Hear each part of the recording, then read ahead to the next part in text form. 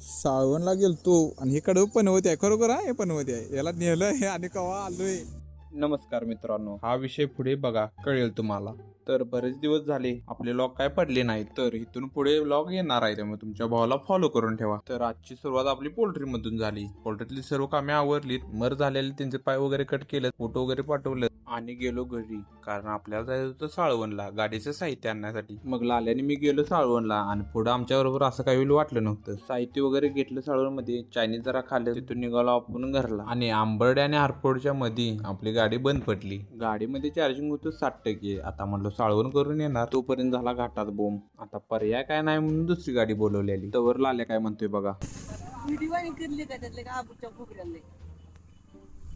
माणूस तोंडाकडे बघतो का बघा जणू का आमचे काय.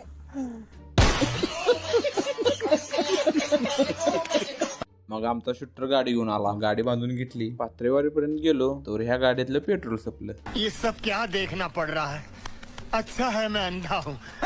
मग या भावानं आपल्याला पेट्रोल आणून दिलं, पेट्रोल वगैरे टाकलं आणि गेलो घरी. तोपर्यंत लाल्या आला, म्हणला देवळात जायचं. जाऊन बघतोय तो रेजनी बकरं घेतलेलं तोडायला. तोपर्यंत लाल्या बसला तोडायला, माझा तेवढा व्हिडिओ कर. मग 2 बकरी सगळी खांडून खुटून घेतली. तर तुम्ही म्हणणारा हा काय विषय, तर दरवर्षी आम्ही गावकरी केंद्रातून देवाला एक बकरं देतोय. मग गेलो जरा देवळात जाऊन बघतोय तर ह्यांचा डाव चालू होता. आता हा कोणता डाव आहे काय माहित नाही, पण बघण्यासाठी मजा येत होती.